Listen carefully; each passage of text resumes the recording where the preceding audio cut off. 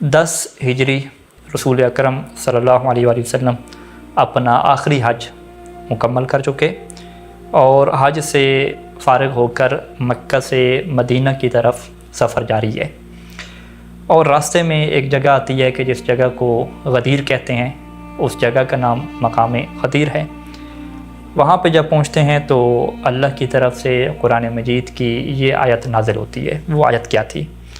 सूरह अल-माइदा की 67 नंबर आयत, जिसमें ये इरशाद होता है कि या अय्युहर रसूल बल्लिग मा उन्ज़िला इलैका मिन रब्बिक, क्या ये रसूल उस बात को पहुँचा दीजिए कि जो आपके रब की तरफ से आपकी तरफ नाजिल की गई। व इन लम तफ़अल फमा बल्लग़ता रिसालता, अगर वो जो बात नाजिल की गई है आपकी तरफ वो आपने ना पहुँचाई, फमा बल्लग़ता रिसालता, तो आपने अल्लाह की रिसालत को नहीं पहुँचाया।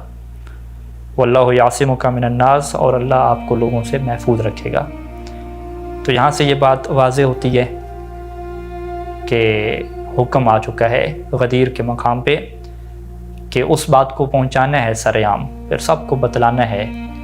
और फिर इस बात की गारंटी भी मिल गई, इस बात की ज़मानत भी मिल गई कि आप महफूज रहेंगे। लोगों की तरफ से जो तनकीद है, लोगों की तरफ से जो हसद और बोझ है, उसकी वजह से आप मुकम्मल महफूज रहेंगे। तो लिहाजा ये एक ऐसा मकाम है कि आपकी ज़िम्मेदारी है कि आप उस चीज़ को पहुँचाएँ जो आपकी तरफ नाजिल हो चुकी है। और अगर आपने ना पहुँचाया इस चीज़ को, तो फिर कुरान के अंदर ये अंदाज़ बड़ा अजीब है अपने रसूल की निस्बत से कि फ़इन लम तफ़अल फमा बल्लग़ता रिसालता, कि अगर आपने उस चीज़ को जो आपकी तरफ नाजिल की गई है लोगों तक ना पहुँचाया, तो आपने फिर रिसालत को भी नहीं पहुँचाया। यानी जो रसूल बना कर भेजा गया, जो अमीन है, उसको ये कहा जा रहा है कि आपने फिर रिसालत को भी नहीं पहुँचाया। यानी ये इतना अहम हुक्म है, बहुत अहम हुक्म है कि अगर इस हुक्म को अल्लाह के रसूल सल्लल्लाहु अलैहि वसल्लम गदीर के मौका पे लोगों की तरफ ना इल्क़ा करें, लोगों को ना पहुँचाएँ, तो अल्लाह के रसूल की जो रिसालत है वही ख़त्म हो जाएगी। तो ये वो कौन सा अहम हुक्म है? क्या ये हुक्म फ़कत इतना सा है कि बस लोगों को ये बतलाना है कि मौला अली इस्लाम या वो मेरे दोस्त हैं, आप सबके दोस्त हैं? क्या दोस्ती का ऐलान करना है? क्या ये ऐलान करना है कि मौला अली इस्लाम से मैं मोहब्बत करता हूँ, तुम भी इनसे मोहब्बत करने लग जाओ? क्या ये ऐलान है? और इसकी बुनियाद पे अगर ये दोस्ती का ऐलान ना हो, ये मोहब्बत का ऐलान ना हो, तो फिर जो रसूल को रिसालत मिली है वो रिसालत ही ख़त्म हो जाती है क्या? तो आइए चलते हैं इसकी तरफ। तो यहाँ से ये बात वाज़ेह होती है कि कुरान मजीद जिस हुक्म के पहुँचाने की बात कर रहा है वो कोई मामूली हुक्म नहीं है। वो अहम तरीन हुक्म है कि जिसके ना पहुँचाने की वजह से रसूल खुदा सल्लल्लाहु अलैहि वसल्लम की रिसालत का ना पहुँचाना लाजिम आता है। अब यहाँ पे मकाम गदीर पर अल्लाह के रसूल सल्लल्लाहु अलैहि वसल्लम से एक तारीख़ी खुतबे को मुख्तलिफ़ कुतुब में नकल किया गया कि इस खुतबे को इरशाद फरमाने से पहले तमाम हाजियों को गदीर ख़ुम के मकाम पर रोका गया।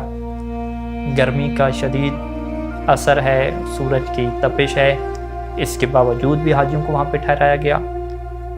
और एक बुलंद जगह बनाने के लिए जो हाजियों के ऊँटों के ऊपर जो पालान थे उनको उतरवाया गया, उनको एक दूसरे के ऊपर रख के एक बुलंद जगह बनाई गई। और उस बुलंद जगह के ऊपर अल्लाह के रसूल तशरीफ़ ले गए और सबको नज़र आ रहे थे। और वहाँ पे अल्लाह के रसूल सल्लल्लाहु अलैहि वसल्लम ने एक खुतबा इरशाद फरमाया। इस खुतबे के आगाज़ में अल्लाह की हम्द व सना की और फिर इसी खुतबे में ये इत्तला देना शुरू कर दी कि मैं अब जाने वाला हूँ, मैं तुम में ज़्यादा देर बाकी नहीं रहूँगा, मेरा वक्त आ चुका है। और फिर उसके बाद नसीहतें करना शुरू की। और नसीहतें करने के साथ साथ जब बाबे इमामत का दरवाज़ा खोला तो पहला सवाल उन सब के सामने ये रखा। वो सवाल क्या था? अलस्तु औला बिकुम मिन अनफुसिकुम, क्या मैं तुमसे ज़्यादा तुम्हारे नफ्सों पे हकदार नहीं हूँ? क्या मेरा हक तुम्हारे ऊपर तुमसे ज़्यादा नहीं है?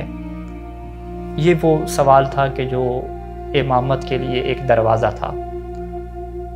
औला, यहाँ पे औला बितसरुफ़ का सवाल किया गया कि कौन है जो तुमसे ज़्यादा तुम्हारे ऊपर हक रखता है।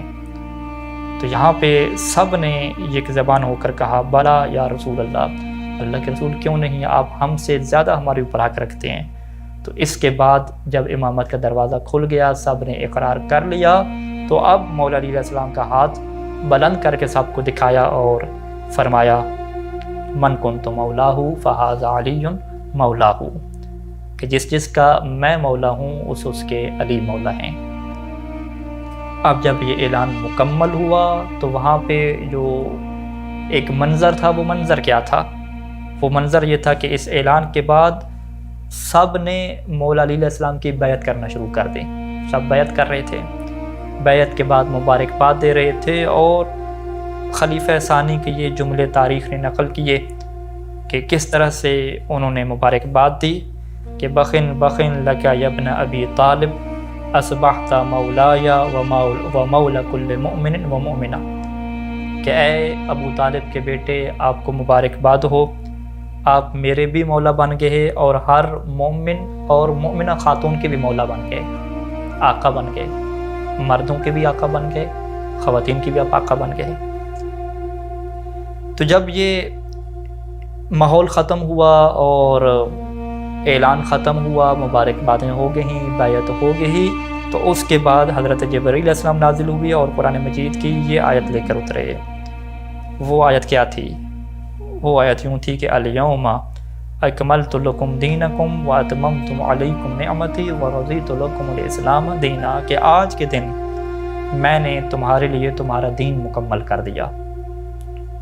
یعنی سب کچھ دین میں آ چکا تھا، نازل ہو چکا تھا، لیکن جب مولا علی علیہ السلام کی امامت، ان کی ولایت کا اعلان ہوا، لوگوں نے مبارکباد دی، بیعت کا ایک سلسلہ قائم ہوا، تو اس کے بعد اعلان ہوا کہ آج کے دن میں نے تمہارے لیے تمہارا دین مکمل کر دیا، واتممت علیکم نعمتی، اور اپنی نعمت تمہارے اوپر مکمل کر دی، ورضیت لکم الاسلام دینا، اور اب میں نے اسلام کو دین کے طور پہ تمہارے لیے چن لیا اور اس کے اوپر راضی ہو گیا۔ یعنی اسلام کے اوپر اگر اللہ تعالیٰ راضی ہوا ہے تو وہ مولا علی علیہ السلام کی ولایت کے اعلان کے بعد، مولا علی علیہ السلام کی ولایت کے اعلان کے بعد یہ اسلام دین کے طور پہ اللہ کے لیے رضی اللہ عنہ کی منزل پہ چلا جاتا ہے، اور یہی اسلام اور یہی دین مکمل ہو جاتا ہے، اور پھر اللہ کی جو نعمتیں ہیں وہ ولایت علی پہ آ کے مکمل ہو جاتی ہیں، تمام ہو جاتی ہیں۔